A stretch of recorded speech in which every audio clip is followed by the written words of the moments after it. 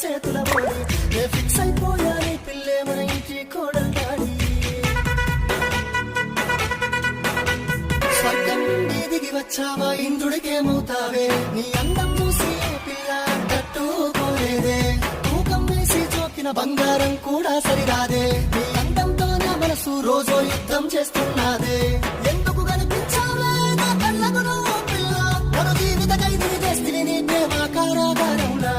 అల్లల్లానే రాడి ఎల్లనే రాడి నన్ను వల్ల కల్లోలం చేస్తుంది ముద్దు గుమ్మాడి నే బందీరైపోయానే ఆనందం సేత